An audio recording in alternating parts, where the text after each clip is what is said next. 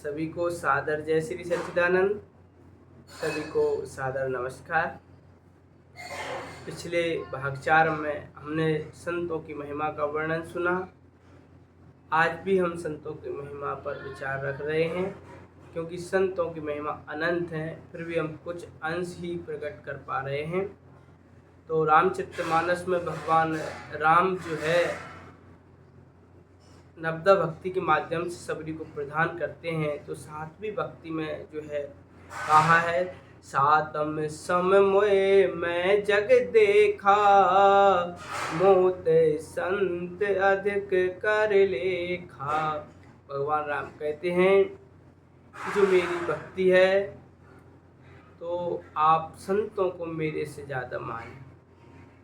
यदि आपको मुझे प्राप्त करना है, भक्ति मेरी प्राप्त करना है, तो मुझसे अधिक संत कर लेखा है, मतलब मुझसे अधिक संतों की जो है आप माने, संतों के सानिध्य को आप प्राप्त करें। उधर गीता जी में भी भगवान कृष्ण कहते हैं उद्धव जी से, उद्धव मोए संत सदा अति प्यारे, उद्धव मोए संत सदा अति प्यारे।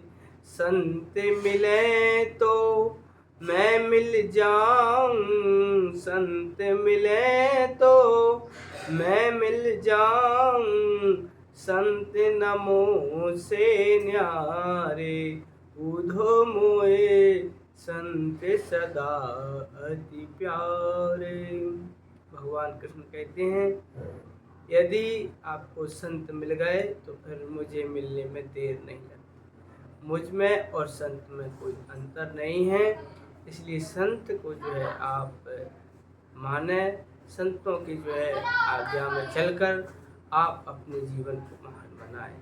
आगे कबीरदास जी भी कहते हैं जो है, राम बुलावा भेजिया और दिया कबीरा रोए, जो सुख साधु संग में सो बैकुंठ में ना होए।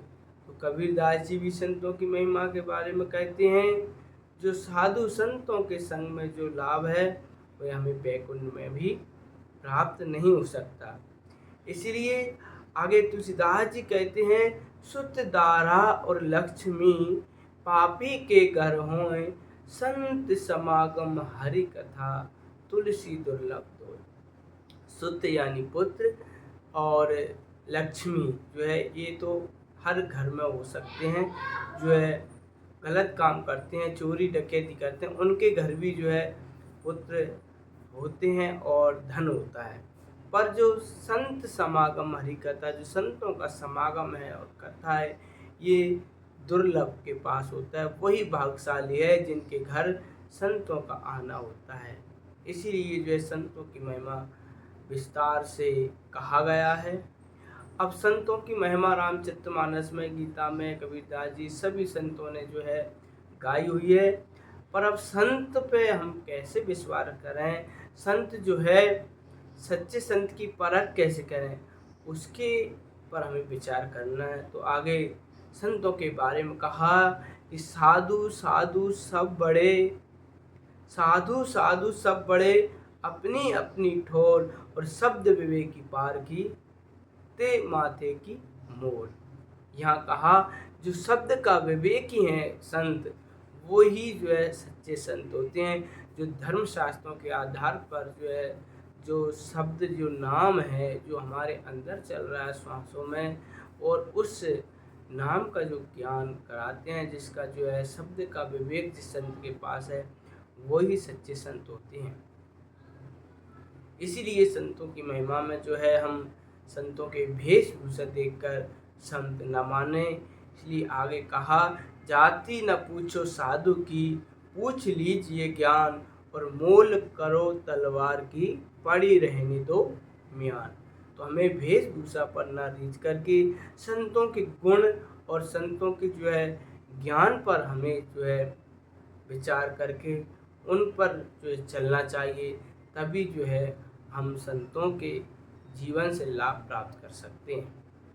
क्योंकि अनेक प्रकार के आज दुनिया में संत हैं, दुनिया में जो है अपने अपने अनुसार सब जो है अपना ज्ञान प्रचार में जो है आगे बढ़ रहे हैं, लेकिन हमको वहाँ विचार करना है कि जो है शास्त्र रामायण में कौन से जो है ज्ञान की महिमा बताई है। गीता में भगवान कृष्ण ने अर्जुन को कौन सा ज्ञान दिया है, और मीराबाई जी ने जो है रैदास से कौन सा ज्ञान प्राप्त किया है, ध्रुव प्रहलाद ने नारद जी से कौन सा ज्ञान प्राप्त किया है। तो वही ज्ञान जो संत सद्गुरु देते हैं वही ज्ञान सत्य है। यदि वो ज्ञान कराते हैं, जो हृदय में भगवान के दर्शन कराते हैं, हृदय में नाम को जो जलाते हैं, शरीर के अंदर ही उसी की जो महिमा संत बताते हैं वही सच्चे संत हैं। तो आप संतों की शरण में जाएं और उनसे विनय भावना कर पूछें। श्रद्धावानम ज्ञानम लभते, श्रद्धा भाव से संतों के सानिध्य में जाएंगे तो आगे आपको ज्ञान की प्राप्ति होगी।